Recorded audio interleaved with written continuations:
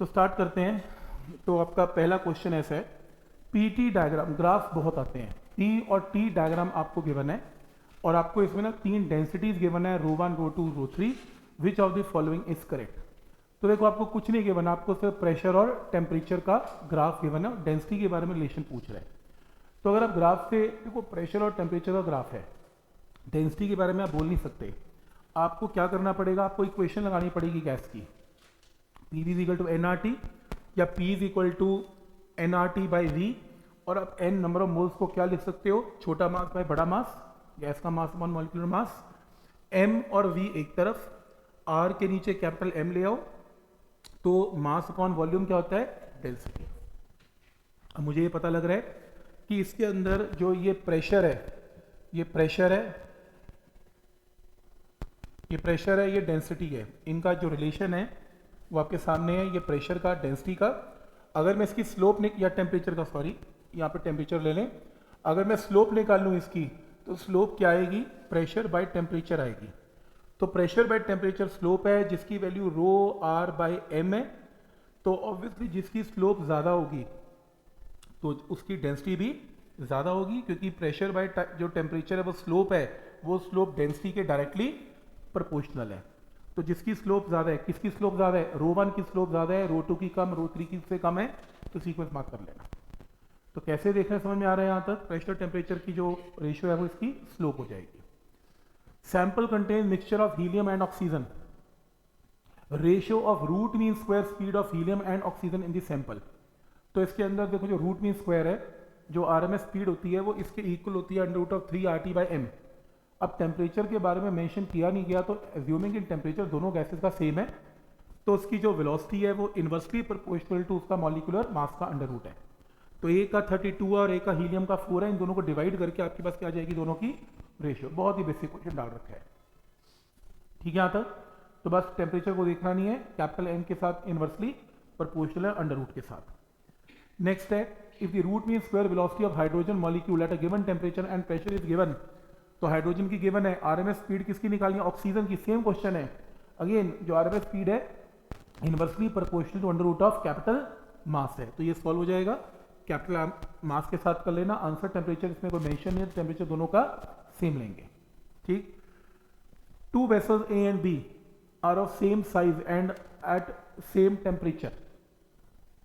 A contains 1 gram of hydrogen and B contains 1 gram of oxygen. PA and PB are the pressure of gases in PA in A and B respectively। तो आपको बताना है, देखो temperature constant है, इसमें कोई कुछ लगेगा नहीं है, टेम्परेचर कांस्टेंट है। तो सबको पता है कि इसमें क्या होगा, 1 ग्राम दोनों का गिवन है, प्रेशर एक का PA एक का PB, तुम्हें इसकी रेशियो निकालनी है। तो PV इक्वल टू NRT की इक्वेशन लगेगी, टेम्परेचर दोनों का सेम है, आर दोनों का सेम है, तो रह क्या गया, और वॉल्यूम भी दोनों का सेम है, तो क्या रह गया, pressure directly proportional to number of moles. Number of moles क्या है, m बाई एम। अब तुम 1 ग्राम ऑफ हाइड्रोजन के नंबर ऑफ मोल्स निकाल सकते हो, तो mass of hydrogen upon molecular mass of hydrogen, ऐसे ऑक्सीजन के नंबर ऑफ मोल्स निकाल सकते हो। तो यहाँ से जो प्रेशर है वो इन्वर्सली प्रोपोर्शनल टू क्या हो जाएगा, नंबर ऑफ मोल्स है, तो नंबर ऑफ मोल्स दोनों को निकाल के दोनों को डिवाइड करके प्रेशर की रेशियो आ जाएगी। आइडिया समझ में आ रहा है कि कैसे, मतलब अगर कुछ समझ में ना आए और गैस का क्वेश्चन है तो पीवी एनआरटी से ही क्वेश्चन होने बात कर रहा हूँ, ठीक। ये सारे ट्राई करने आपने क्वेश्चन फिर से जाके एक बार। हाँ मैंने बोला ना, ठीक है, नहीं ये कुछ नहीं, ये क्वेश्चन छोड़ो, ये सही है। तुम नंबर ऑफ मोल्स किसके, हाइड्रोजन के निकाल लोगे, ऑक्सीजन के निकाल लोगे, दोनों को डिवाइड कर लेना आंसर। इस क्वेश्चन छोड़ दो, वो तो अपनी कैलकुलेशन कर रहा है, तुम बस यहाँ तक देख लो बस। तो नंबर ऑफ मोल तो निकाल ही लोगे, दोनों की प्रेशर की रेशियो आ जाएगी, वो तुम खुद सॉल्व करोगे, तुम्हें अपने कैलकुलेशन खुद करना। तो मैं सर मेथड डिस्कस कर रहा हूँ, नहीं आइडिया दे रहा हूँ कि कैसे क्वेश्चन आ रहे हैं। Temperature of the gas having इतने मॉलिक्यूल्स पर cubic metre at 1.38 atmosphere is equal to what. Temperature निकालना है, क्या दे रहा है, नंबर ऑफ मॉलिक्यूल दे रहा है पर cubic metre, metre cube, cubic metre का मीटर क्यूब, वॉल्यूम भी दे रहा है, वॉल्यूम दे रहा है, प्रेशर दे रहा है, नंबर ऑफ मॉलिक्यूल दे रहा है, टेम्परेचर पूछ रहा है। तो क्या करें, पीवी इक्वल टू एनआरटी, और कोई तरीका ही नहीं है। पीवी इक्वल टू एनआरटी में एन का मतलब जितने नंबर ऑफ मोल दे रहा है upon Avogadro's number, R by Avogadro's number को क्या बोलते हैं, के, बोल्ट्जमैन कांस्टेंट। अब तुम्हें प्रेशर दे रहा है, number of molecules per unit volume दे रहा है पर क्यूबिक मीटर क्यूब, तो ये पूरी रेशियो दे रहा है, बोल्ट्जमैन कांस्टेंट आपको पता है, टेम्परेचर निकाल लेना answer. Right. At which temperature RMS velocity of the hydrogen molecule equal to एक दैट में ऑफ। सर। हाँ बोलो। सर वो वाला फिर से समझा दो क्वेश्चन। मैंने कहा कि ये आपको क्या गिवन है, number of molecules per unit volume given है, ठीक है। तो ये बेसिकली क्या गिवन है, N/V की रेशियो गिवन है।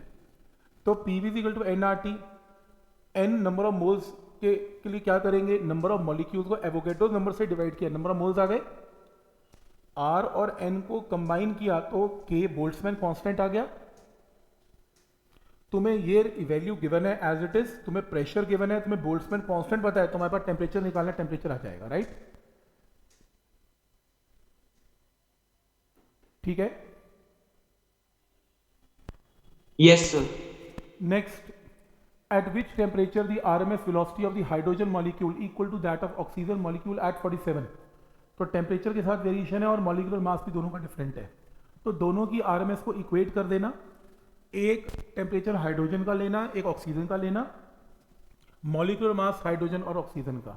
तो यहाँ से सॉल्व करके निकाल के यहाँ से टेम्परेचर ऑफ हाइड्रोजन निकाल लेना आंसर। आपको मॉलिक्यूलर मास दोनों का पता है, तुम्हें एक गैस का टेम्परेचर भी पता है, तो यहाँ से इक्वेट कर लेना और जिसका टेम्परेचर पता है पुट कर लेना, मॉलिक्यूलर मास दोनों का पता है और जिसका नहीं पता टेम्परेचर वो निकाल लेना, तो यहाँ से आंसर आ जाएगा इसका। तो मैं ये बताने की कोशिश कर रहा हूँ कि बहुत आसान क्वेश्चन RMS के ऊपर आए हुए हैं और बहुत सारे क्वेश्चन आए हुए हैं। Next, ratio of speed of sound in, नहीं साउंड नहीं करना अभी आपने, साउंड का चैप्टर अभी नेक्स्ट चैप्टर है हमारा, उसके अंदर ये रेशियोज आएंगी, ये अभी मत करें, इसको रहने दें, मत, ये फॉर्मूला हमने किया नहीं है, ये मत करें, अभी होगा नहीं, आप क्रॉस को सर्कल कर लें, वेव चैप्टर में होगा, वेव के अंदर आएगा ये। Temperature of an ideal gas is increase from 200 से 800 if RMS speed of the gas is given at temperature is V0, RMS speed of gas 800 kelvin पे क्या होगा। देखो इसमें आइडल गैस है तो RMS speed inversely proportional to under root of temperature है, तो दो इक्वेशन बना लेना, RMS speed inversely proportional to under root of temperature है, एक स्पीड गिवन है 800 पे, एक स्पीड निकालनी है 200 पे, रेशियो आ जाएगी आंसर। मतलब आपको ये फॉर्मूला बता दिया, जो RMS स्पीड है inversely proportional to under root of temperature है, दो केस बना लेना, एक RMS गिवन है दूसरी आ जाएगी। जैसे नेक्स्ट है, 3 वेसल्स है of equal volume contain gases at the same temperature and pressure. The first vessel contains neon, monatomic है, second diatomic है, next polyatomic है, मतलब जिसकी डिग्री ऑफ फ्रीडम 5 से ज्यादा है उसको polyatomic बोलते हैं। Arrange these on the basis of their RMS speed। ठीक है, तो सबसे पहली चीज जो RMS स्पीड है वो उसका फॉर्मूला हमने लिख लिया। अब जो मास है वो नियोन का मॉलिक्यूलर मास सबसे कम होता है, फिर क्लोरीन का बड़ा होता है और फिर यूरेनियम हेक्साफ्लोराइड का सबसे ज्यादा होता है। तुम्हें याद भी होगा एनसीईआरटी की शीट में यूरेनियम हेक्साफ्लोराइड का बड़ा फेमस क्वेश्चन एनसीईआरटी का हमने क्लास में किया भी था। यूरेनियम में हेक्सा 6 टाइम फ्लोरीन ऐड करते हैं, देखो कहाँ से पकड़ के लाया एनसीईआरटी का क्वेश्चन उठा के। तो यहाँ से कैपिटल M का वेरिएशन निकाल के RMS स्पीड का रेशियो निकाल लेना, जितना बड़ा मास होगा उतनी छोटी क्या होगी RMS स्पीड होगी। ठीक, तो नेक्स्ट है, root mean square speed of molecules of nitrogen gas 27 degree Celsius is equal to what. देखो ये तो आसान है, RMS स्पीड का फॉर्मूला लगाना है, √3RT/m लगा लो, वैसे कैपिटल M आएगा, ये गलत किया होगा इसमें, या √3KT/m लगा लो। इसमें m का मतलब क्या गिवन है आपको, मास किसका गिवन है, नाइट्रोजन मॉलिक्यूल का, एक मॉलिक्यूल का मास गिवन है। हालांकि वैसे आप ये भी यूज कर सकते हो, इसमें molecular mass of nitrogen use करोगे तो भी आंसर आ जाएगा, ये भी सफिशिएंट है। मतलब RMS का फॉर्मूला बेस्ड क्वेश्चन है, तुम कैसे मर्जी कर लो, चाहे मॉलिक्यूल के मास से कर लो, चाहे तुम मॉलिक्यूल के मास से कर लो या मॉलिक्यूलर मास से कर लो, बात तो एक ही है, कोई फर्क नहीं, फॉर्मूला बेस्ड है। RMS speed of chlorine molecule is 490 at 27 degree Celsius. RMS speed of argon molecule at same temperature will be equal to what. देखो टेम्परेचर सेम है, फर्क कहां पर है, एटॉमिक मास है। तो हमें पता है RMS speed inversely proportional to under root of capital M है, तो वहां से दो मासेस गिवन है और दोनों की रेशियो आ जाएगी, RMS स्पीड क्या आ जाएगी। मतलब फॉर्मूला बेस्ड क्वेश्चन आ रहे हैं RMS के ऊपर। अब ध्यान से देखो, टेम्परेचर सेम है तो आर्गन जो आर्गन और क्लोरीन क्लोरीन, तो इनवर्सली प्रोपोर्शनल का रिजल्ट रिलेशन है, यहां से लगा के आंसर आएगा। RMS speed of oxygen molecule in a vessel at a particular temperature is given. तो RMS स्पीड इस फैक्टर इनटू V के ऊपर डिपेंडेंट है, V is the average speed of the molecule, value of x क्या है, कह रहे are M S speed इसके इक्वल है, चलो एक काम करते हैं, आर एम एस स्पीड इसके इक्वल है तो V R M S by V इसके इक्वल है, लेकिन हमने वी आर एम एस का फॉर्मूला याद किया हुआ है √3kT/m मॉलिक्यूल के मास के फॉर्म में, और एवरेज स्पीड का फॉर्मूला भी मैंने आपको भी याद करवाया था थ्योरी में √8kT/m। इनकी रेशियो जो होती है, मतलब आपको देखो ना एवरेज स्पीड के ऊपर क्वेश्चन पूछ लिया उसने, इनकी रेशियो आपने निकालनी, इस रेशियो को यहां पुट करके एक्स निकाल लेना आंसर है। तो बेसिकली आपको आरएमएस स्पीड और एवरेज स्पीड की क्या चाहिए, फॉर्मूला चाहिए, ताकि आप क्या निकाल सकें, इनकी रेशियो निकाल सकें, आंसर तब आएगा। तो अगर आपको फॉर्मूले याद है तभी आंसर हो पाएगा, नहीं तो हो नहीं पाएगा। सही है, मेथड क्लियर है यहां तक। नेक्स्ट यूनिट डैमेज का क्वेश्चन है। नेक्स्ट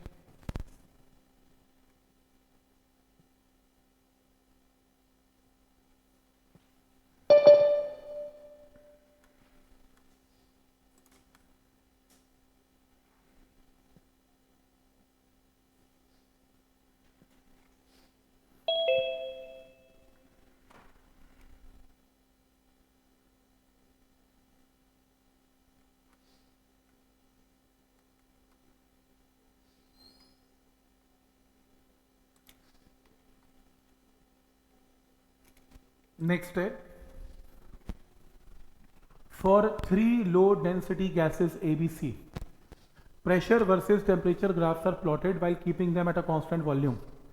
तो कांस्टेंट वॉल्यूम पे प्रेशर टेम्परेचर का ग्राफ बना दिया। वो कह रहा है इससे ये बताओ टेम्परेचर के कितना है। और क्या क्वेश्चन बनाया, देखो ना 3 गैसेस है, टेम्परेचर के पूछ रहा है। अब इसकी शक्ल देख के कैसे टेम्परेचर बता दोगे, तो बता दो, ठीक है। तो वो कह रहे हैं कि इसमें as the volume is constant process is isochoric, P equal to NRT। Pressure और टेम्परेचर की रेशियो, ये ग्राफ किसका किसका है, प्रेशर और टेम्परेचर का है, तो प्रेशर और टेम्परेचर की रेशियो है। इसके अंदर ये सब कांस्टेंट है। अब इसके अंदर जो प्रेशर है वो डायरेक्टली प्रोपोर्शनल टू टेम्परेचर है। क्यों? क्योंकि ये राइट हैंड साइड तो कांस्टेंट है, तो pressure directly proportional to temperature है। तो टेम्परेचर अगर डिग्री सेल्सियस में लेना है तो T+273 कर लेते हैं कुछ भी। तो ऑब्वियसली इस ग्राफ में इस पॉइंट पर प्रेशर क्या हो गया, 0। तो जब तुम यहां पर 0 पुट करोगे तो T की वैल्यू क्या आएगी, -273। आंसर सही। Next, root mean square velocity of molecule of the gases. ये तो यही लग रहा है मुझे, इनवर्सली प्रोपोर्शनल टू, नहीं सॉरी बी लग रहा है, डायरेक्टली प्रोपोर्शनल टू। तो बहुत ही आसान, इससे आसान क्वेश्चन हो भी नहीं सकता कोई, ठीक है। तो ये भी सिंपल क्वेश्चन है, ऐसे करो 17th को।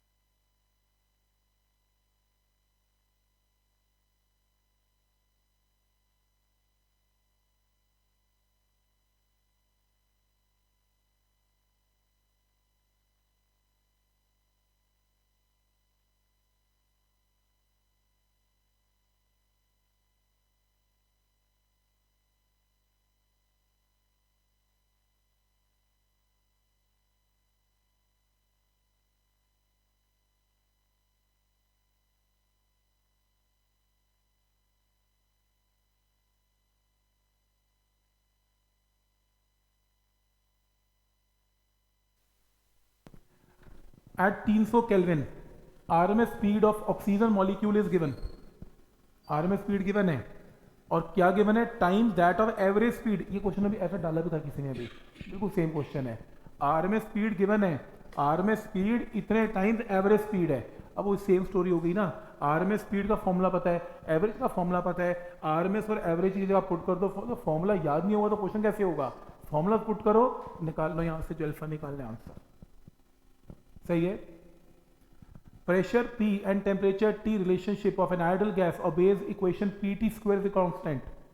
तो ये इक्वेशन है प्रेशर टेम्परेचर की। क्या निकालना है, वॉल्यूम एक्सपेंशन कोफिशिएंट की वैल्यू क्या होगी, गामा निकालना है। याद है गामा किया था, क्या होता था gamma, V dash is equal to V into 1 plus gamma into delta T, यही था ना। तो V dash is equal to V plus V into gamma into delta T. यहाँ से सॉल्व करके गामा की जो वैल्यू आएगी वो आएगी V dash minus V by V into delta T, यानी कि मुझे क्या निकालना है, delta V by V into delta T, ये निकालना है। गामा का पहले फॉर्मूला याद करो, change in volume by original volume by rising temperature, ये गामा है। अब देखो तुम्हें ना ये PT स्क्वायर कॉन्स्टेंट, ये ना एक क्वेश्चन बहुत आ रखे हैं मेंस और नीट में। तुम्हें कोई भी क्वेश्चन दे देगा वो PT square equal to constant के नाम की और कहेगा जी गामा निकाल लो। ऐसे एक बार नहीं, काफी बार होगा। तुम क्योंकि गैस पे काम कर रहे हो, तुम्हारी एक और इक्वेशन जो तुम्हें पता होनी चाहिए, PV is equal to nRT। तुम्हें ये तो गिवन है, तुम PV is equal to nRT से P निकाल लो और P को उठा के यहाँ पे पुट कर दो। क्यों, क्योंकि गामा के अंदर अपने को P चाहिए ही नहीं, अपने को T और V चाहिए। तो तुम P को एलिमिनेट कर दो, यहां से यहां पुट करके ये टर्म आ गई। एक काम करो, यहां से nRT क्यूब एक तरफ, K और V एक तरफ, और क्योंकि अब बस यहीं तक छोड़ दो, कोई दिक्कत नहीं है, यहां तक छोड़ दो। तुम्हें क्या चाहिए, तुम्हें अब dV चाहिए, तुम्हें dt चाहिए। तो पहला तरीका, तुम इसको डिफरेंशिएट कर दो। n और r कांस्टेंट है, t क्यूब की डिफरेंशिएशन 3t स्क्वायर है। और एक काम करो, इसको डिफरेंशिएट करना विद रिस्पेक्ट टू टेम्परेचर, जैसे ये रहा nRT cube is equal to K into V।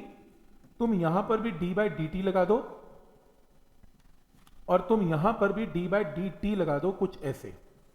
तो तुम्हारे पास क्या आएगा, nRT क्यूब की डिफरेंशिएशन क्या है, 3t square, dt by dt 1 है, और यहाँ पे k into dV by dt ऐसे ऐसे। तो आपके पास ये स्टेप आ गया सीधा, और तुम इस पूरे स्टेप को डिवाइड करो nr किससे, दोनों इक्वेशंस को डिवाइड करो। कौन सी, इक्वेशन नंबर 1 है और ये इक्वेशन नंबर 2 है। इन्हें डिवाइड करके आपके पास ऑटोमेटिकली ये टर्म आ जाएगी, जिसमें इसका मतलब क्या है, change in volume by original volume, और राइज इन टेम्परेचर को क्या बोलते हैं, गामा, और यही गामा है। अब देखो ना, ये प्रैक्टिस है कि पहले तुम एक ओरिजिनल इक्वेशन लिखोगे, इक्वेशन नंबर 1, फिर तुम इसे डिफरेंशिएट करके इक्वेशन बनाओगे और आंसर आएगा। मैं ट्राई करता हूं, मैं कह नहीं सकता, अगर मैं एरर का रूल लगाने की कोशिश करूं, ट्राई मारता हूं, शायद कैलकुलस बच जाए। nRT cube is equal to KV। चलो बोलो एरर का रूल क्या है, 3 इंटू कितना, delta T by T is equal to K into delta V by V। ठीक, तो यहां से मुझे क्या चाहिए, मुझे nR एक तरफ और टेम्परेचर को भी एक तरफ, 3 को भी एक तरफ, K को भी एक तरफ, delta V by V delta T। तो change in volume by original volume by rise in temperature क्या है आपका, गामा, यही है ना गामा। अब मेरे पास क्या बचा, nR बाई K, PV ये रहा, nR बाई K कहां पर था, ये इक्वेशन थी, ये रही। इस इक्वेशन से nR बाई K की रेशियो क्या आएगी, V बाई T का क्यूब।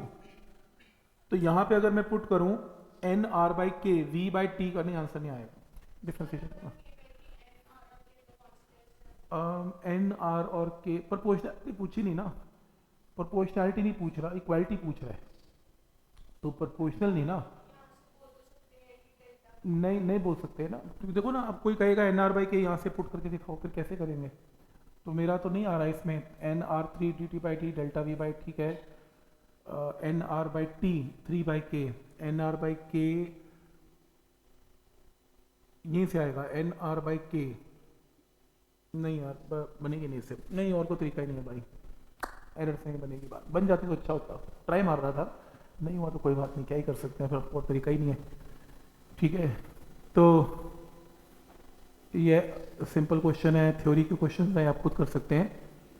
ये आरएमएस का क्वेश्चन है, बिल्कुल आसान क्वेश्चन है। Relation between root mean square speed v RMS and most probable speed VP for the molar mass m of the oxygen gas molecule at temperature 300 kelvin क्या होगा। देखो रेशियो निकालनी है आपको।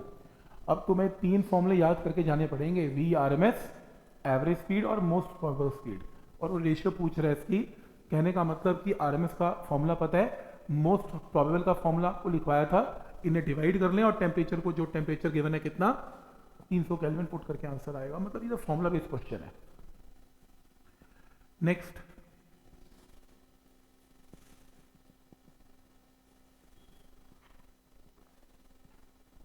Mixture of hydrogen and oxygen has volume 2000 centimetre cube.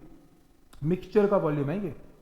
Temperature कितना है 300 kelvin है, pressure कितना है 100 किलो पास्कल है, एंड मास कितना है 0.76 ग्राम है।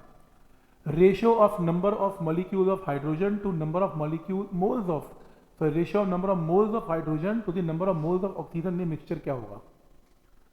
पहले काम करो तुम ना, पहले नहीं, इसमें मिक्सचर का नंबर ऑफ मोल निकालने का कोई फॉर्मूला नहीं है हमारे पास। मिक्सचर का मोलर मास निकालने का तो फॉर्मूला है, पर वैसे फॉर्मूला नहीं है। एक काम करो तुम ना, पहले मिक्सचर के ऊपर इक्वेशन लगाओ। तुम्हें मिक्सचर का वॉल्यूम पता है, तुम्हें टेम्परेचर पता है, तुम्हें प्रेशर भी पता है, तो तुम मिक्सचर के लिए लगाओ PV is equal to nRT। तो मिक्सचर का प्रेशर क्या होगा P1 प्लस P2, दोनों गैसेस के प्रेशर, तो N1R T/V, N2R T/V। तो मिक्सचर का ये प्रेशर आ गया, और मिक्सचर का प्रेशर तुम्हें गिवन है, तुम्हें R गिवन है, तुम्हें T गिवन है, तुम्हें V भी गिवन है, तो यहाँ से क्या आ जाएगा N1 प्लस N2 आ गया। तुम्हें दोनों गैसेस के नंबर ऑफ मोल्स का सम पता लग गया N1 और N2, और आपको N1 N2 की रेशियो निकालनी है। लेकिन एक ही क्वेश्चन तो पूरी। अब तुम्हें यह पता है कि जो मोल्स, जो मास पता है तुम्हें मिक्सचर का, मास भी पता है मिक्सचर का 0.76 ग्राम है। तो मिक्सचर का मास क्या होगा, तुम्हें पहली गैस के नंबर ऑफ मोल्स पता है N1 और मॉलिक्यूलर मास कितना है उसका 2, और सेकेंड के N2 इंटू 32 और टोटल मास आ गया। तो यहाँ से N1 N2 की एक और इक्वेशन आ गई, इनको सोल्व करके N1 N2 की वैल्यू आएगी और फिर रेशियो निकालनी है, रेशियो में 3 आ रही है आंसर। मतलब पहली इक्वेशन तो मिक्सचर के प्रेशर से, दूसरी इक्वेशन मिक्सचर के मास से आंसर आएगा। तो आइडिया समझ में आ रहा है कि क्या रूल है इसमें।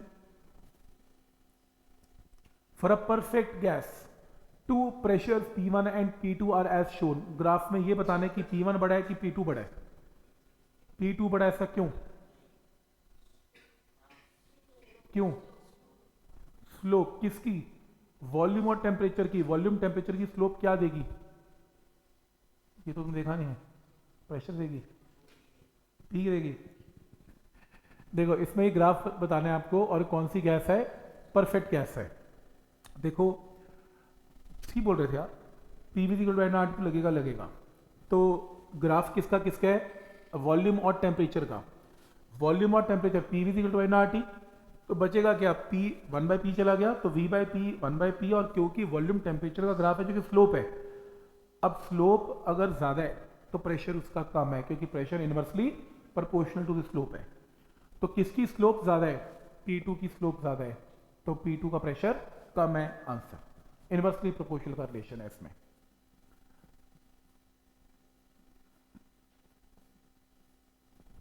RMS speed of molecule of hydrogen, oxygen and carbon dioxide at the same temperature will be equal to what। ये तो आसान है, कैसे, टेम्परेचर सेम है तो inversely proportional to under root of molecular mass. जिसका मास बड़ा होगा उसकी स्पीड कम होगी। आंसर ये तो हो जाएगा। बहुत क्वेश्चन नहीं आया RMS पे। लो फिर से आगे आपका वही फेवरेट क्वेश्चन अभी किया था, PT क्यूब कांस्टेंट, और क्या निकालना है, वॉल्यूम एक्सपेंशन। क्वेश्चन का इक्वेशन चेंज कर दी ना, PT क्यूब कर दिया। तो मेरे ख्याल से मेथड तो क्लियर है, करना क्या है, PT क्यूब है ना, तो PV = nRT से P एलिमिनेट करेंगे, P एलिमिनेट करके यहाँ पे डालेंगे, यहाँ डाल के सॉल्व करके आपके पास ये इक्वेशन आएगी। ठीक है, तो यहाँ से P डाल के सब कांस्टेंट हटा दो ना, सिर्फ एक V और T रख लो बस।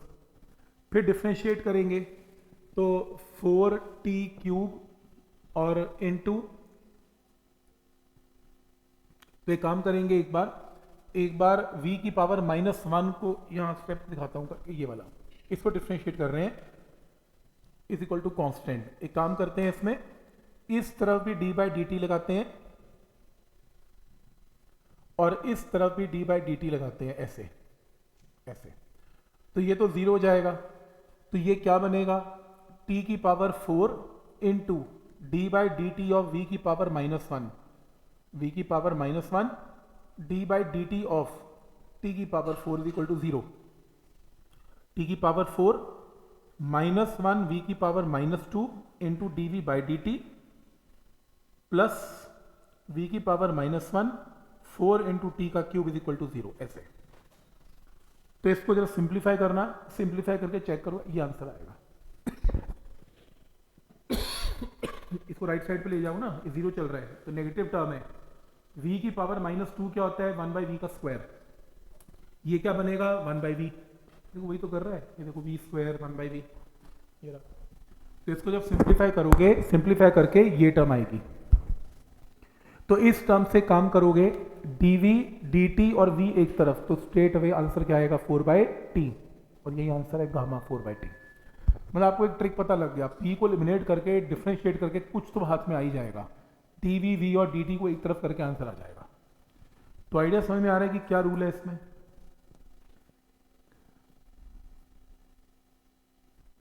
फिर मिक्सचर है, mixture of hydrogen and oxygen has a volume of 500 centimetre cube and temperature 300 kelvin, और प्रेशर भी गिवन है और मास भी गिवन है, ratio of masses of oxygen to hydrogen. अभी सेम क्वेश्चन किया था, उसमें नंबर ऑफ मोल्स का रेशियो पूछ रहा था, इसमें मास का रेशियो पूछ रहा है। क्या ही फर्क है, सेम क्वेश्चन है। तो मिक्सचर के लिए p v equal to N R t लगा लो, तो मिक्सचर का नंबर ऑफ मोल्स आ गया, यानी कि N1 और N2 का सम आ गया। N1 का मतलब mass by molecular mass, N1 का मतलब मास बाई मोल, तो यहाँ से M1 M2 की रेशियो आ जाएगी आंसर। मतलब सेम क्वेश्चन है, बस नंबर ऑफ मोल्स की जगह नंबर ऑफ मासेस कर रखे और कुछ नहीं किया हुआ इसमें। मिक्सचर ऑफ गैसेस है ABC, तो मास C का बड़ा है, B का और फिर A का। Ratio of root mean square speed at normal temperature pressure क्या होगा, RMS स्पीड। जिसका मास बड़ा उसकी RMS कम। प्रॉब्लम यह है कि ये देखो, जिसका मास बड़ा, C का मास बड़ा है, फिर B का, फिर A का, तो RMS A की सबसे बड़ी, फिर B की, C की, पर ये ऑप्शन में है ही नहीं। ऑप्शन में रेसिप्रोकल है इनका। जब हम मैथ में रेसिप्रोकल लेते हैं, मेडिकल के लोग समझ लें, इनइक्वालिटी उल्टी हो जाती है, तो ये आंसर मार्क करना। 4 is greater than 2, 1 by 4 is less than 1 by 2। उल्टा करके देख लो, फ्रैक्शन उल्टी हो जाती हैं, ये याद रखना। नेक्स्ट,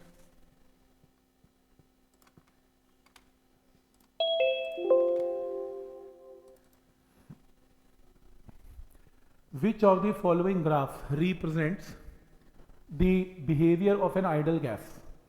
तो आइडल गैस का क्या बिहेवियर शो करता है, कोई क्या मार्क करोगे। ए लग रहा है आपको, तो इसका आंसर है D, PV proportional to t. कह रहे आइडल गैस के लिए पीवी इक्वल टू एनआरटी। तुम्हारा ग्राफ किसके किसके बीच में, पीवी और टी, ये देखो पीवी और T directly proportional, straight line.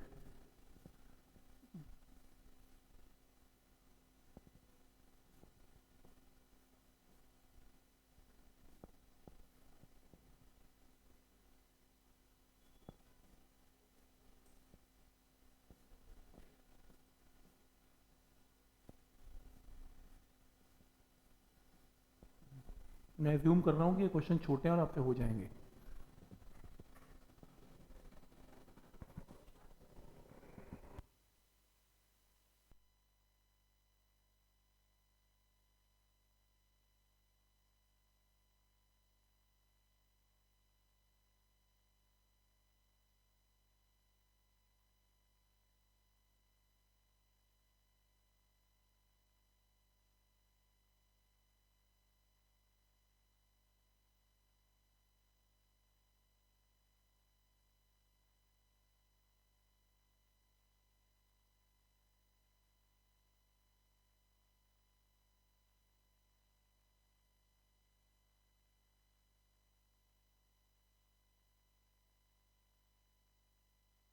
Question है, if 10 raised to power 22 gas molecule each of mass given collide with the surface perpendicular, molecule जाता है टकरा के वापस आता है, तो इलास्टिकली पर second over an area of given with the speed of given the pressure क्या होगा? प्रेशर क्या होता है?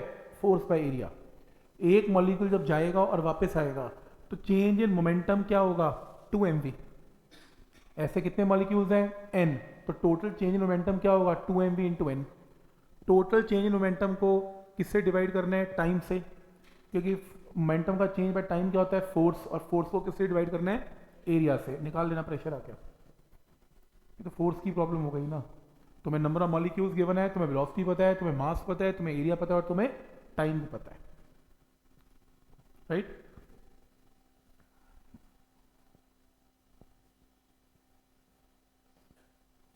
बहुत क्वेश्चन आधी असाइनमेंट तो आर में से भरी हुई है। नेक्स्ट,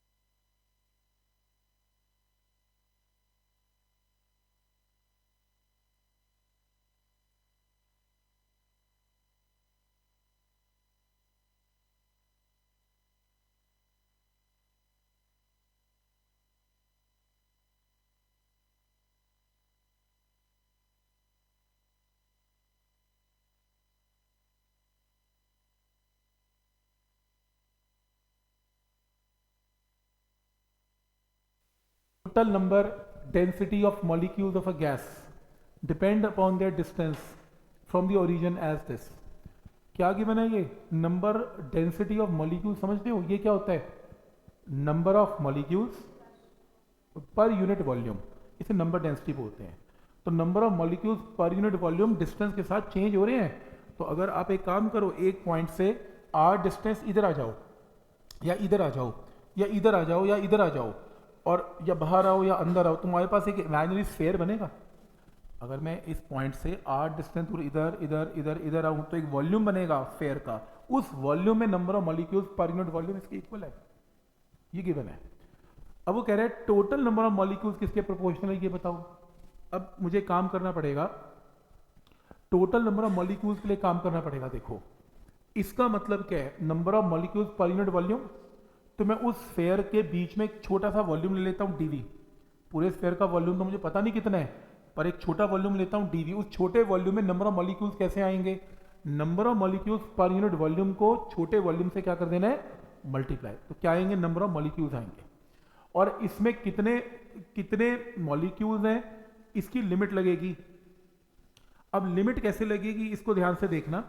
लिमिट लगा, देखो ये इंटीग्रेशन आपसे होंगी नहीं, ये प्लस टू में जो इंटीग्रेशन बाय सब्स्टिट्यूशन है ये वहाँ से होनी है, तो प्लस वन का बच्चा तो नहीं कर पाएगा। हाँ प्लस टू का स्टूडेंट को बता के क्या करना है, सब्स्टिट्यूशन फंक्शन बनाना सीखो। ये फंक्शन क्या है, देखो ये फंक्शन है टोटल नंबर ऑफ मॉलिक्यूल्स कितने हैं, कह रहे number density of molecules gas depend upon this, तो total number of molecules is proportional to. आप एक चीज देखो कि ये मैंने वॉल्यूम की लिमिट 0 से इन्फिनिटी क्यों पुट की है,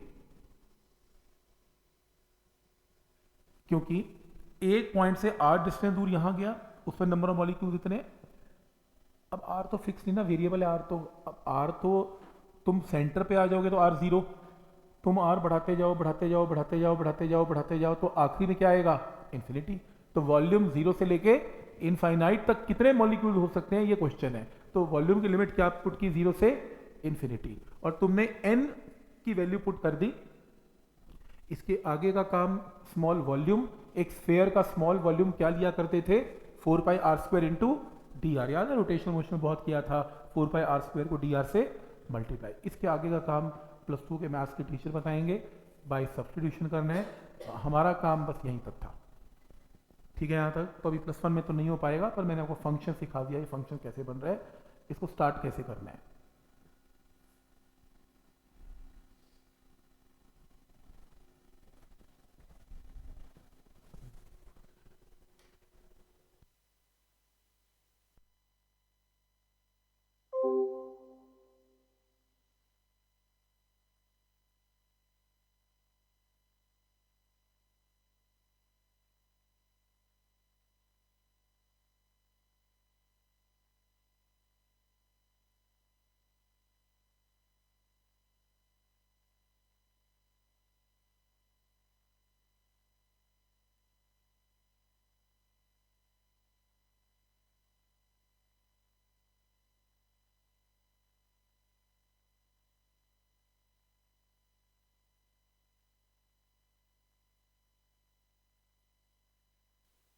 close cylinder is separated into two parts bye a frictionless piston. एक सिलेंडर है, बीच में पिस्टन है,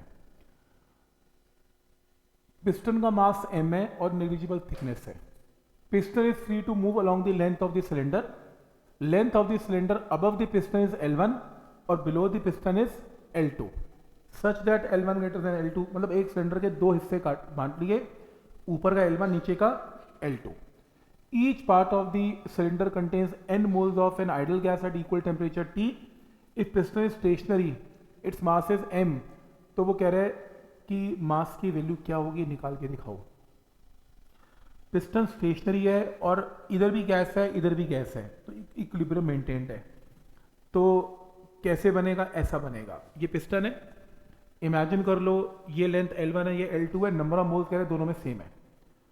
तो पिस्टन का वेट कितना है, mg है। तो फ्री बॉडी डायग्राम पिस्टन का क्या बनेगा, नीचे वेट क्या है, mg है। इधर से गैस क्या प्रेशर लगा रही है, P2 into area of piston. उधर से क्या प्रेशर लगा रही है, P1 into area of piston. और क्योंकि सब स्टेशनरी है तो नीचे और ऊपर की फोर्स बराबर कर दो। नीचे की फोर्स क्या है, नीचे की फोर्स है P1A और प्लस mg इक्वल टू कितना, P2A। तो मैंने यही किया, मैंने इक्वेशन बना दी। कितनी, मैंने इक्वेशन बनाई mg प्लस P1A। ये देखो mg plus P1A is equal to P2 into A, ऐसे P2 into A। Rather problem ये है कि ये जो फोर्स है ये mg फोर्स है, तो एरिया को एक काम करो, नेक्स्ट स्टेप में एरिया को कॉमन निकाल के यहाँ ले आओ। तो क्या इक्वेशन बनेगी, mg divided by area is P1 plus sorry mg plus P1 mg by area plus P1 is equal to कितना P2। तो पहली इक्वेशन क्या बनाई, नीचे की फोर्सेस इक्वल टू ऊपर की फोर्स, ये इक्वेशन आ गई। दोनों साइड्स को एरिया से क्या कर दिया, डिवाइड, तो ये इक्वेशन आ गई। अब P1 का मतलब क्या है, nRT बाई V1, P2 का मतलब क्या है, nRT बाई V2। ये देखो इक्वेशन आ गई ये रही,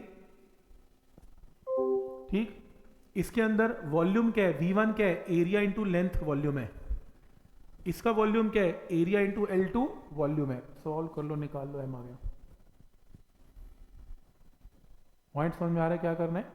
पहले पिस्टन का इक्विलिब्रियम बनाया, ये इक्वेशन लिखी, एरिया डिवाइड करके ये इक्वेशन लिखी, फिर गैस की इक्वेशन से P1 P2 को पुट किया और फिर आंसर आया। ठीक है, यहां तक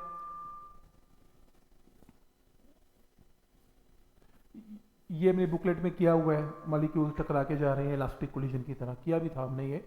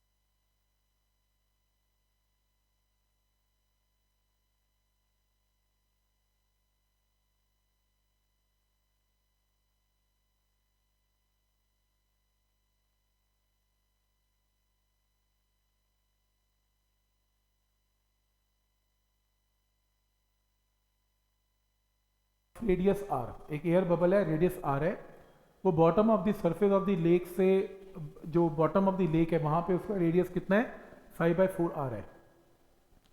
नहीं सॉरी, एक बबल है जिसका रेडियस r है, rises from the bottom of the surface of the lake, its radius become 5r/4। और वो बॉल जब नीचे जाएगी ना तो पानी प्रेशर लगाएगा, रेडियस घट जाएगा, ऊपर आते आते प्रेशर घट जाएगा, रेडियस बढ़ जाएगा, तो रेडियस बढ़ गया। तो P1 V1 P2 V2 तो लगेगा इसमें। Taking atmospheric pressure to 10 metre of height of water column, तो P एटमोस्फेयर दे दिया उसने 10 metre of water column. Depth of the lake क्या होगी ये बताओ। ऐसे क्वेश्चन पहले भी कई बार किए, तो अगर आपको याद हो सरफेस टेंशन के अंदर भी ये ऐसा केस किया था। कैसे किया था, ऐसे किया था, P1 V1 P2 V2। बस यहाँ देखो पहले क्वेश्चन, नीचे से ऊपर आ रहे हैं तो P1 V1 P2 V2 pressure volume का इफेक्ट है, क्रॉस मल्टीप्लाई करके P1 P2 की रेशियो आ गई। तुम्हें R2 R1 की रेशियो तो पता ही है, एक रेडियस 5r/4 है और एक r है, तो ये राइट हैंड साइड तो आ ही गया। अब प्रेशर की बात करते हैं। जब 5r/4 है तो सरफेस के ऊपर है हम, सरफेस के ऊपर प्रेशर क्या होगा, देखो सरफेस के ऊपर जो प्रेशर होगा वो कितना होगा, या नीचे नीचे ऊपर कुछ भी बोल लो, जैसे मान लो सरफेस के ऊपर प्रेशर होगा P0, एटमोस्फेरिक भी होगा, और साथ में इसने ना सरफेस टेंशन का भी लिया हुआ है, पर इस क्वेश्चन में मेंशन नहीं कि सरफेस टेंशन, मत लेना, इसको लेना ही मत, इसको हटा दो, ये नहीं चाहिए, निगलेक्ट सरफेस टेंशन। तो जब हम सरफेस के ऊपर है तो एटमोस्फेरिक प्रेशर है, जब हम सरफेस के नीचे चले गए तो एटमोस्फेरिक प्रेशर प्लस HROG है। अब इसकी कैलकुलेशन समझ लो। कैलकुलेशन में एटमोस्फेरिक प्रेशर कितना है, 10 मीटर ऑफ वाटर कॉलम, तो इसकी जगह पर 10 पुट कर दिया, और ρg h में से सिर्फ h ले लिया, ρg हटा दिया, एक ही बात है, क्योंकि यहाँ पे ρg सब कैंसिल हो जाएगा और सिर्फ हाइट ही बचेगी। तो यहाँ पे अगर मैं डेंसिटी को एच 10 रो जी 10 रो जी लिखूँ, इसको लिख सकते हैं 10 इंटू रो इंटू जी, इसको लिख सकते हैं 10 इंटू रो इंटू जी। तो रो जी कैंसिल, ऊपर 10 प्लस एच बचेगा, नीचे 10 बचेगा, वो देखो अब क्रॉस मल्टीप्लाई करके यहाँ से हाइट आएगी। तो ऐसा कुछ करना है। वैसे ऐसा क्वेश्चन ऑलरेडी हमने किया भी हुआ है, अगर आप पुरानी बुकलेट्स खोलेंगे तो उसमें दिखेगा आपको ये क्वेश्चन।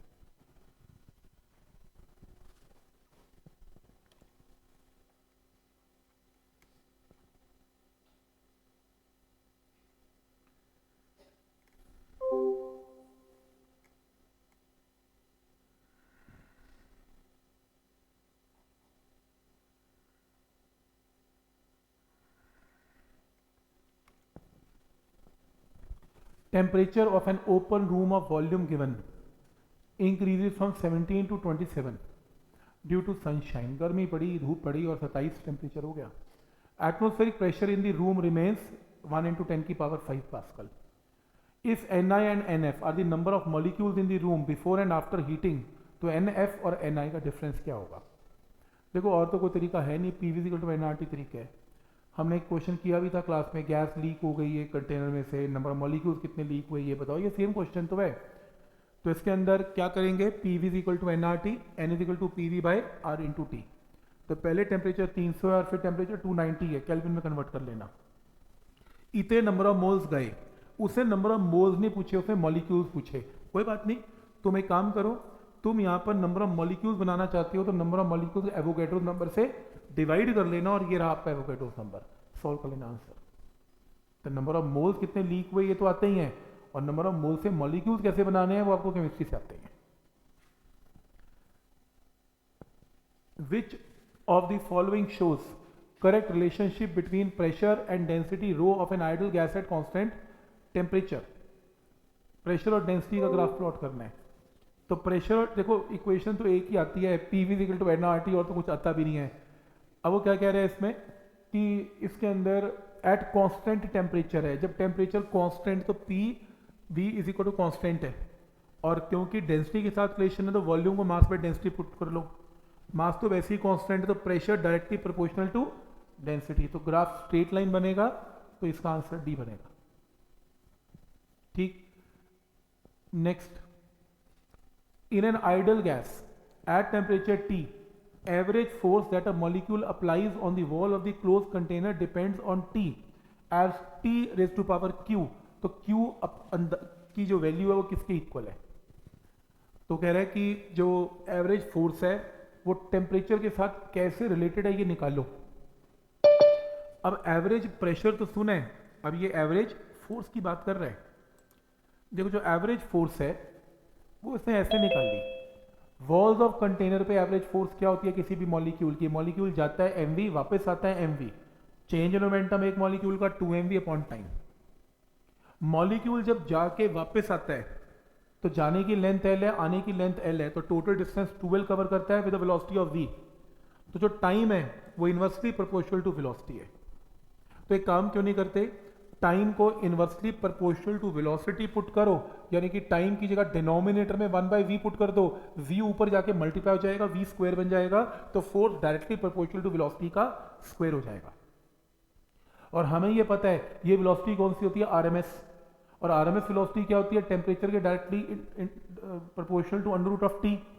तो मुझे पता है v स्क्वायर टी के प्रोपोर्शनल है, क्योंकि RMS स्पीड जो होती है वो इसके प्रोपोर्शनल है, तो v स्क्वायर क्या होगा, टी के प्रोपोर्शनल। तो फोर्स किसके प्रोपोर्शनल है, टी के, तो टी की पावर अगर q है तो q क्या होगा, 1, आंसर 1 है, तो इसका आंसर 1 कर देना।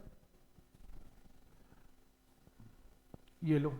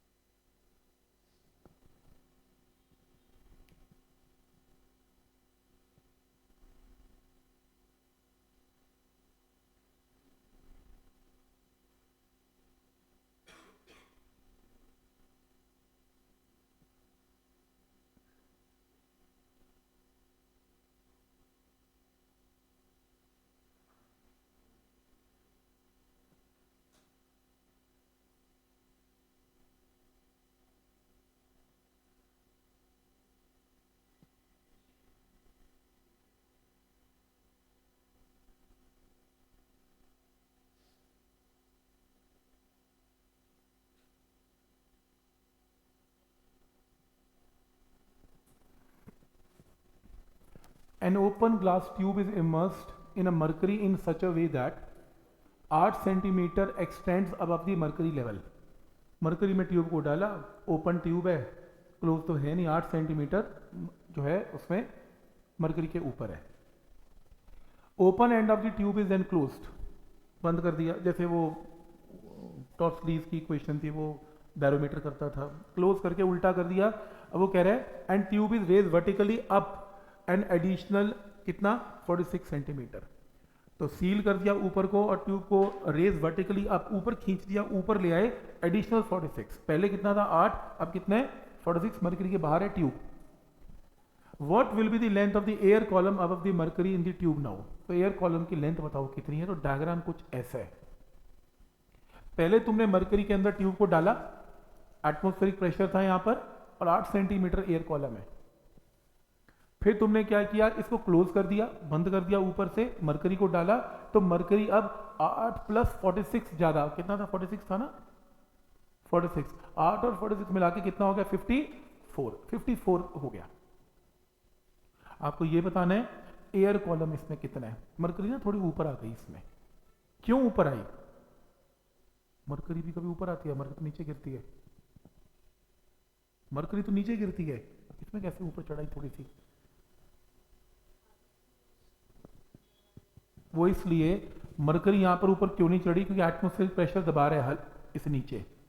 यहां पर क्या हो रहा है, एटमॉस्फेरिक प्रेशर यहां से दबा रहा है ऐसे. ये तो प्रेशर ही बहुत कम हो गया ना यहां पर, तो एयर तो गई, एटमॉस्फेयर तो खत्म हो गया. यहाँ पे पी डैश प्रेशर हो गया, एटमॉस्फेयर की जगह यहां पर प्रेशर पी डैश हो गया.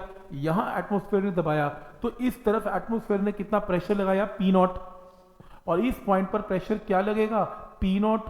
तो पी डैश तो होगा ही होगा एयर का, साथ में एक्स रो जी बी. तो आपकी किताब में ये शॉर्टकट मार रखा है. तो यहां पे प्रेशर पी नॉट है, यहां का जो प्रेशर इक्वेट कर रहा हूं मैं, तो यहां का प्रेशर इक्वल होगा. तो मान लो एक्स डिस्टेंस ऊपर मरकरी चढ़ गई, तो आपको ये लेंथ बतानी है एयर कॉलम की. नहीं तो आप खुद सोचो ना, आप कई बार सोच, अगर मन में सोचो, अगर ये क्वेश्चन जब मैं कर रहा था मैंने सोचा यार एक्स ले क्यों रहा है, ये कितना आसान क्वेश्चन है. 8 सेंटीमीटर तो पहले हवा है, 46 और ऐड कर दी, ट्यूब को बाहर निकाल दिया, तो टोटल आंसर तो 54 होना चाहिए था. इसमें कुछ करना ही नहीं था, आंसर 54 था. पर लेकिन प्रॉब्लम क्या है, प्रॉब्लम ये है कि वो कितने सेंटीमीटर, ये जो वैल्यू आएगी आपको इसमें एक्स निकालना पड़ेगा. एक्स निकाल के 54 में से माइनस कर, तो ये एयर कॉलम निकालना है. अब ये पता होना चाहिए कि मरकरी ऊपर उठी है, और मरकरी ऊपर कितना उठी है, by a distance of x ऊपर उठी है. क्योंकि अगर मैं मरकरी को एज्यूम करता हूं कि नहीं ऊपर उठी, तो फिर तो आंसर 54 याद हो गया, फिर क्वेश्चन करना क्या है, कुछ भी नहीं. तो मरकरी ऊपर उठेगी क्योंकि साइड का एटमॉस्फेरिक प्रेशर को ऊपर उठा देगा. अब यहां पर जो प्रेशर है वो P naught is equal to P dash plus x rho g, ये रहा. तो यहां से पी डैश की वैल्यू आ गई P naught minus x rho g. अब यहां पे काम करते हैं हम, P1 इस कॉलम में P1 V1 P2 V2 apply करते हैं. यहां पे प्रेशर P नॉट है और वॉल्यूम कितना है इसका, एरिया इंटू 8. यहां पे प्रेशर P डैश है और बचा हुआ एयर का वॉल्यूम कितना है, A minus A into 54 minus x. तो ये क्वेश्चन क्लियर है. P डैश की वैल्यू यहां से यहां पुट करके ये टर्म आ गई, बस सॉल्व कर लो, एक्स आ जाएगा. और एक्स आ गया, 54 में से एक्स को माइनस करके आंसर आ गया. ऐसे करना है. हाँ ट्रिकी है भाई, ये तो ट्रिकी है. ये तो मतलब सोचना, वन ऑफ दी मतलब मुश्किल क्वेश्चन में से लगा मुझे ये. लो दूसरा देख लो फिर.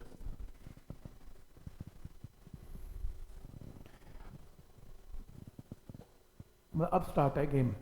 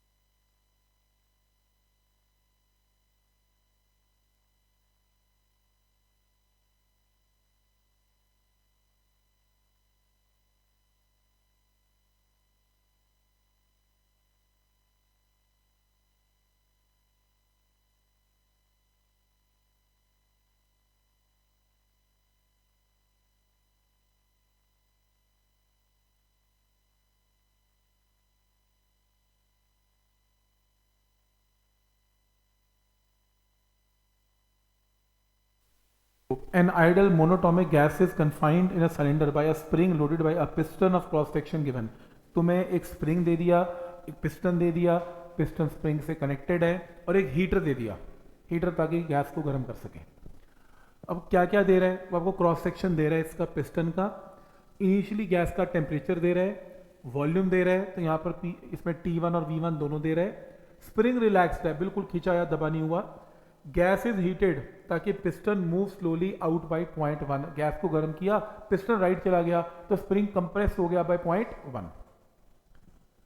The force constant of the spring is given, k भी दे दिया, एटमॉस्फेरिक प्रेशर भी दे दिया, cylinder and piston are thermally insulated, piston and spring are massless, और कोई फ्रिक्शन भी नहीं, आधी कहानी तो बेकार है। Final temperature of the gas क्या होगा, मतलब सिंपल है, ये गैस एक्सपैंड हो गई बाय 0.1 मीटर तो इसका टेम्परेचर डाउन हो गया, वो टेम्परेचर क्या होगा, ये क्वेश्चन है, ये क्वेश्चन है। तो एक काम करते हैं, सबसे पहले इसमें निकालते हैं कि यहाँ पे प्रेशर कितना लगा। यहाँ प्रेशर कैसे पता लगेगा, जो प्रेशर पिस्टन पे लगा वो पिस्टन ने आगे ट्रांसफर कर दिया स्प्रिंग को, स्प्रिंग की फोर्स क्या है, kx, तुम्हें kx दोनों पता है और तुम्हें पिस्टन का एरिया भी पता है, तो जो फोर्स स्प्रिंग की है वही पिस्टन की फोर्स है, क्योंकि स्प्रिंग ने पिस्टन पे लगाई होगी, तो स्प्रिंग की फोर्स बाय एरिया प्रेशर आ गया, ये प्रेशर पिस्टन पे लगा। ठीक, पहला पॉइंट क्लियर है। अब नया वॉल्यूम कितना हो गया, पहला वॉल्यूम कितना था, V1 था, नया वॉल्यूम क्या हुआ, पुराना वॉल्यूम तो है ही है, और area into delta x, piston कितना राइट मूव कर गया उतना वॉल्यूम इंक्रीज हो गया, area of piston into delta x.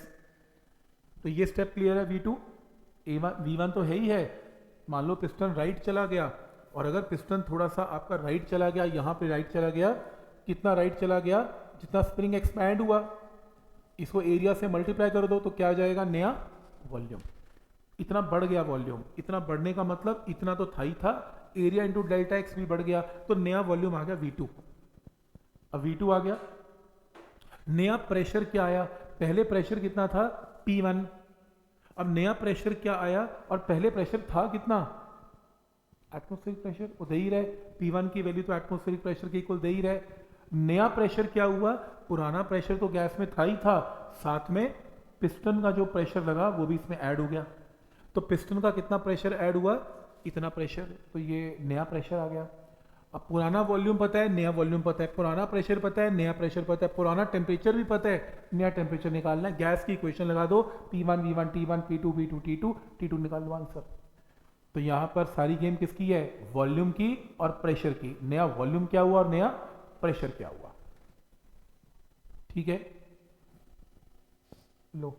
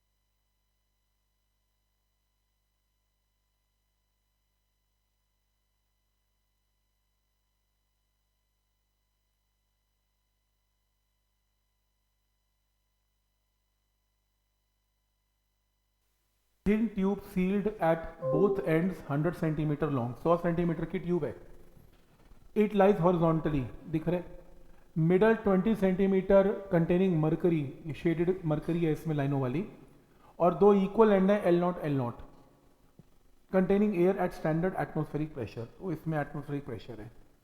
Tube is now turn to a vertical position, tube को खड़ा कर दिया, मरकरी नीचे गिर जाएगी थोड़ी सी वेट की वजह से, तो by what amount will the mercury be displaced, तो डायग्राम ऐसा बन गया। तो पहले ये बराबर था, तो यहाँ प्रेशर एटमॉस्फेरिक P0 था, वॉल्यूम V0 था, प्रेशर P0 था, वॉल्यूम V0 था पहले, इसको खड़ा करने से क्या हुआ, प्रेशर P1 हो गया, वॉल्यूम V1 हो गया, प्रेशर P2 हो गया, वॉल्यूम V2 हो गया। मरकरी नीचे गिर गई, नीचे कितनी गिरी x, तो पहले ये लेंथ 40 थी, अब कितनी होगी 40 प्लस x, तो यहां से कितनी होगी 40 माइनस x। ठीक है यहां तक। अब इसके अंदर एक काम करते हैं, इसके अंदर यहाँ का प्रेशर यहाँ के प्रेशर से बड़ा है, क्योंकि ये मरकरी नीचे गिर रहा है। कितना बड़ा है, P1, यहाँ का प्रेशर कितना है P2, तो P1 minus P2 is 20 centimetre of mercury column, HROG। तो ऐसे कर सकते हैं P1 minus P2 is HROG। HROG का मतलब 20 सेंटीमीटर ऑफ मरकरी के इक्वल है। तो इस सेक्शन में पहले प्रेशर P0 है, वॉल्यूम V0 है, P0 V0। अब नया कितना हो गया P1 V1, तो P0 V0 is equal to P1 V1, first equation. यहां से P1 आ गया P0 V0 बाई V1। इस सेक्शन के लिए P0 V0 is equal to P2 V2, तो P0 V0 P2 V2 में V2 की वैल्यू आ गई। अब तुम्हारे पास P1 P2 दोनों आ गए, यहां पे P1 P2 दोनों पुट कर दो is equal to 20 centimetre of mercury column, और वॉल्यूम पुट कर दो V2। V2 वॉल्यूम क्या होगा 40 minus x upon into area. ये देखो V2 की जगह 40 माइनस एक्स इंटू एरिया, और V1 की जगह 40 प्लस एक्स इंटू एरिया, ये रहा। अब यहां पर क्या पुट करेंगे P0, P0 क्या है 76 सेंटीमीटर ऑफ मरकरी कॉलम, और वॉल्यूम V0 क्या है, V0 है एरिया इंटू 40, एरिया इंटू 40। ऐसी P0 क्या है 76 सेंटीमीटर ऑफ मरकरी कॉलम, और V0 क्या है यहां पर भी 40 इंटू एरिया।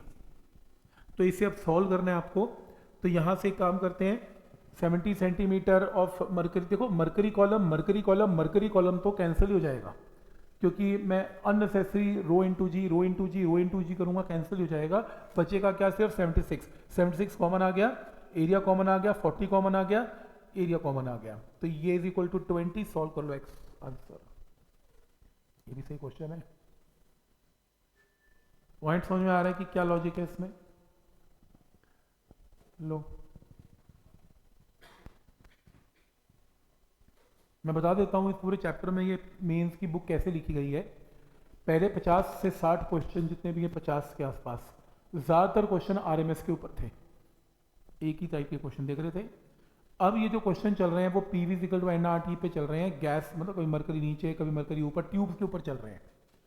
अब जो क्वेश्चन चलेंगे वो सीपी सीवी पे चलेंगे, CP CV mixture of gases पे चलेंगे। अब कम से कम नहीं तो 50 क्वेश्चन मिक्सचर ऑफ गैसेस पे हैं।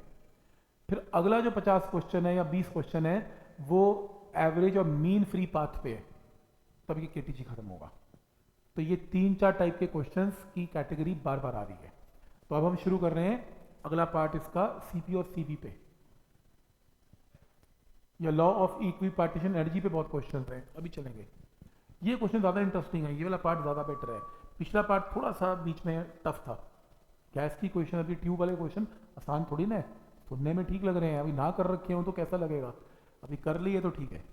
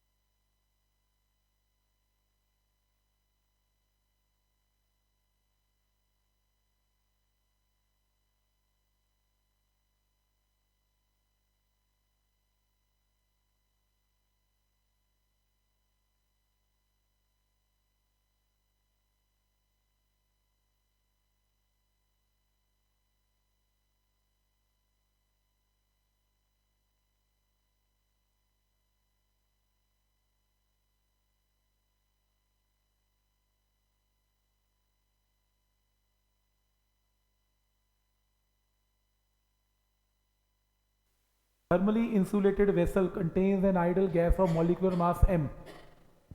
Ratio of specific heat is gamma. It is moving with the speed of v and is suddenly brought to rest. तो हाफ एम वी स्क्वायर के साथ गैस मूव कर रही और एकदम रेस्ट पे आ गई. Assuming no heat is lost to the surrounding, temperature increases by. तो क्या करना है, half m v square m c delta t और क्या. अब प्रॉब्लम ये है सी कौन सा लगाएं, सी वी लगाएं कि सी पी लगाएं. कोई बताएगा सी वी को लगा रहे हैं? नहीं, कोई और तरीका? क्योंकि वो कह रहा है गैस सराउंडिंग में हीट लूज कर ही नहीं रही, सारी हीट कहाँ गई, इन इंक्रीजिंग दी टेम्परेचर. और जब सिर्फ टेम्परेचर इंक्रीज होता है तो internal energy D you increase होती है, और डी यू में हमेशा क्या यूज करते हैं, सी वी. तो half m v square equal to n c we d t. अब इसमें नंबर ऑफ मोल्स तो यूज हो नहीं रहे क्वेश्चन में, नंबर ऑफ मोल्स की जगह छोटा एम में बड़ा एम, और सीवी भी यूज नहीं हो रहा. सीवी का फॉर्मूला क्या करवाया था, r by gamma minus one. Put कर दो r by gamma minus one, delta t निकालो, ऑप्शन पुट कर लो. आर की जगह गामा, सीवी की जगह r by gamma minus one put कर लेना, और नंबर ऑफ मोल्स की जगह एम बाई एम, आंसर आ जाएगा अपने आप. मेथड समझ में आ रहा है कि क्या लॉजिक है इसमें. अब देखो ना वो फॉर्मूला कहाँ से निकाल के लाया है, जो लिखवाया था आज हमने, सेम है. ये लो, ये तो आसान है. तीन गैसेस कह रहे हमने मिक्स कर दी, और टेम्परेचर बताओ क्या होगा मिक्सचर का. लगी रहे N1 T1 N2 T2 N3 T3. चलो ये तो आसान है, ये थ्योरी के हैं, खुद करने आपने.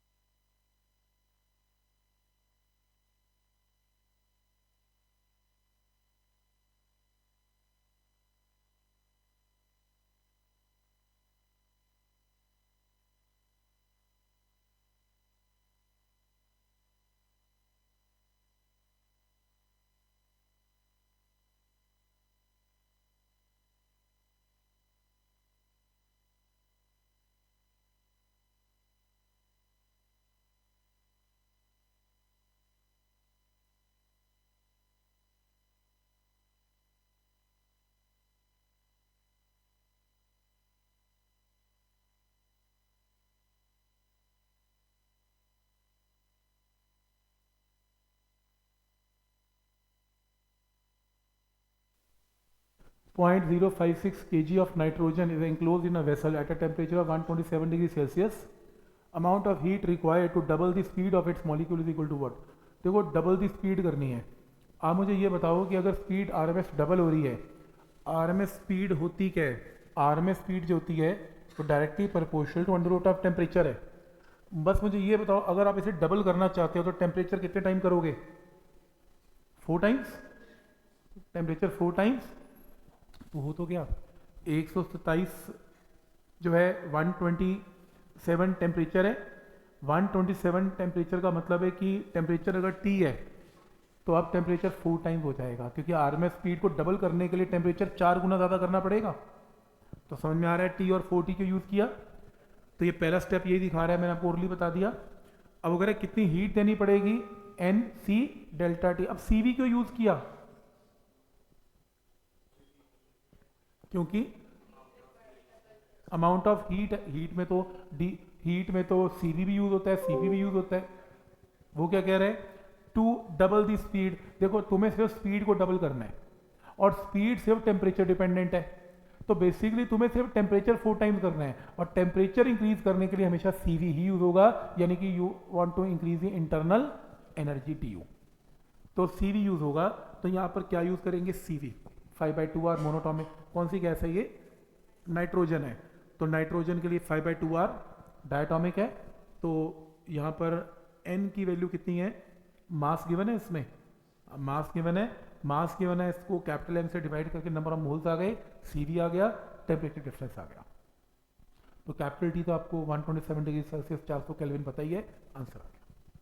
अब ये इंपॉर्टेंट है, मैं बोला था ना CV के अंदर कंफ्यूजन रहती है कि कौन सा अप्लाई करें. अब तुम अगर गलती से सीपी कर दोगे गड़बड़ हो जाएगी। तुम्हें ये पता होना चाहिए कि अगर वेलोसिटी बढ़ रही है तो टेम्परेचर के साथ सीधा रिलेशन है, तो बेसिकली तो टेम्परेचर बढ़ रहा है, और जब टेम्परेचर बढ़ रहा है तो सी वी यूज होगा। ये थर्मो की प्रॉब्लम है, क्लास में होनी है अभी 64, मार्क कर लो, अभी करने की जरूरत नहीं है।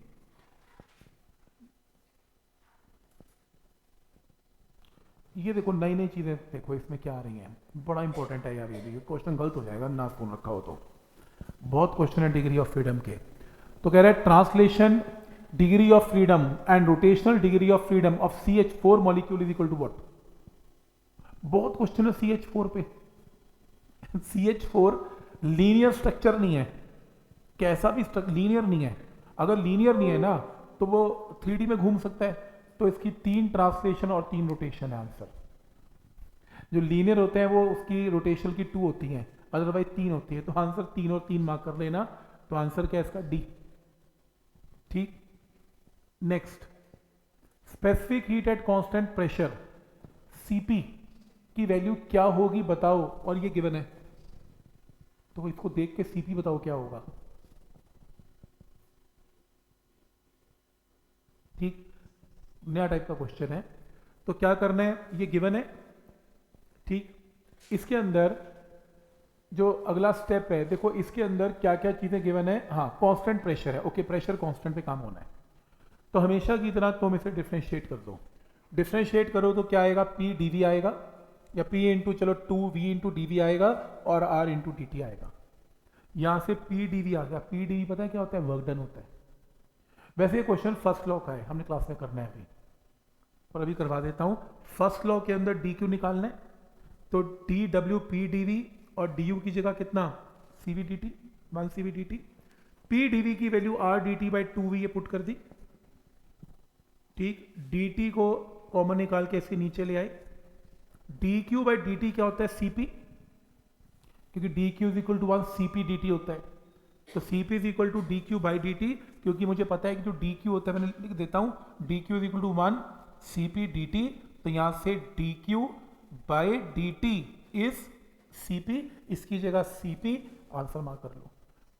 वैसे ये क्वेश्चन केटीजी का नहीं है, फर्स्ट लॉ का है, और हमने अगले लेक्चर में यही करना है क्लास में। तो क्लास के अंदर मैं कह रहा था अगली बार कंपटीशन का काम चलेगा मंडे को, वो यही है, यही कुछ सिखाना है, कैसे सीपी सीबी निकलते हैं यूजिंग फर्स्ट लॉ। ये पहले आइडिया दे दिया, वैसे ये यूज अभी केटीजी का क्वेश्चन तो नहीं बोलूंगा, बहुत आया ऐसा, बहुत इंपॉर्टेंट है ये। Energy of 10 non rigid diatomic molecules at temperature, वो रिजिड नॉन रिजिड बोलेगा। रिजिड सख्त है, मूव नहीं कर सकता, नॉन रिजिड मूवेबल है। मूवेबल है, किसी भी टेम्परेचर पे वाइब्रेशन एनर्जी काउंट हो जाती है, वो मूव कर सकते हैं, कांप सकते हैं। नॉन रिजिड है तो वाइब्रेशन एनर्जी भी काउंट होगी। तो कह रहा है 10 non rigid diatomic molecules, diatomic की वैसे डिग्री ऑफ फ्रीडम क्या होती है? 5। अब क्योंकि ये नॉन रिजिड है, 2 और ऐड कर दो, टेम्परेचर बिना इंक्रीज किए 2 और ऐड कर दो, तो कितनी हो गई? 7। अब 7 हो गई, तो एनर्जी एक मॉलिक्यूल की क्या है? 7/2 kT, पर ऐसे कितने मॉलिक्यूल है? 10, इसको 10 से मल्टीप्लाई कर दो। तो समझ में आ रहा है यहां तक?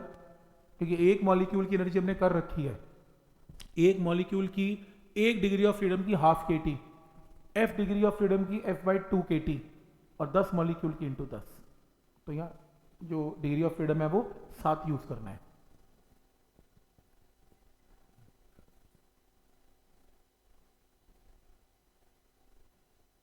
ये मिक्सचर ऑफ गैसेस है, ये भी थर्मो की प्रॉब्लम है, आएगी थर्मो में, अभी अगली बार आ जाएगी ये।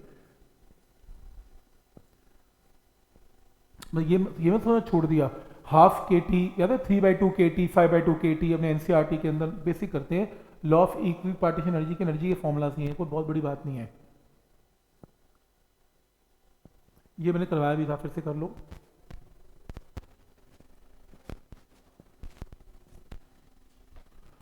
तो क्वेश्चन है n moles of polyatomic gas, degree of freedom 6 है, must be mixed with 2 moles of monatomic gas so that the mixture behaves as diatomic gas.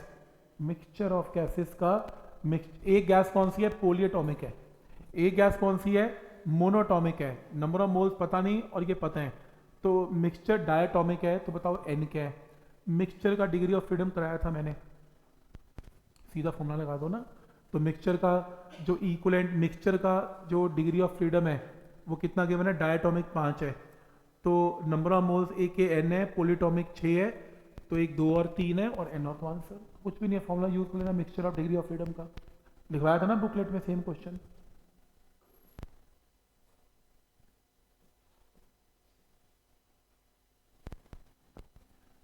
Mixture of same है, मिक्सचर की प्रॉब्लम है, मैच द फॉलोइंग इजी है।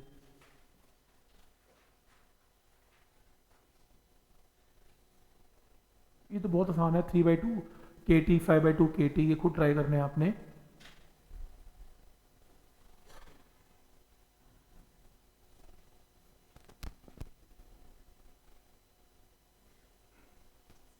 इसका नहीं आसान है, कैसे, gamma 1 ratio of molar specific heat at constant pressure है और molar specific heat at constant CpCv की रेशियो है किसकी, मोनोटॉमिक गैस की, और गामा 2 डायटोमिक गैस का। गामा क्या होता है 1 + 2/f, f एक बार 3 तो गामा 1, एक बार f 5 तो गामा 2, निकाल लेना रेशियो तो आसान है। ये सारे क्वेश्चन CpCv पे काफी आसान है, ये ट्राई करने हैं, छोड़ मत देना कहीं, 1 लाइनर्स हैं ये सारे क्वेश्चन। ये साउंड बाद में करना, 90th मत करना अभी।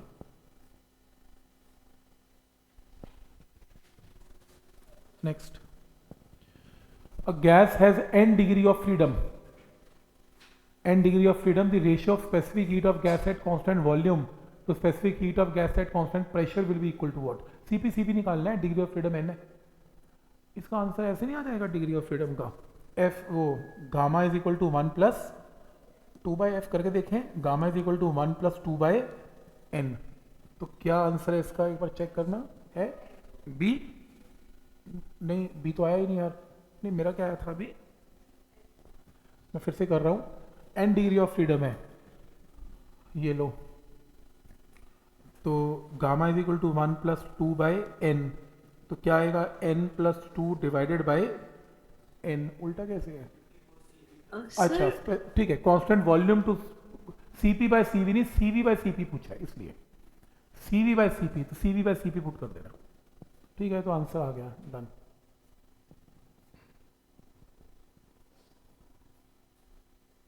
ठीक है, इसको कंटिन्यू रखते हैं फिर आगे।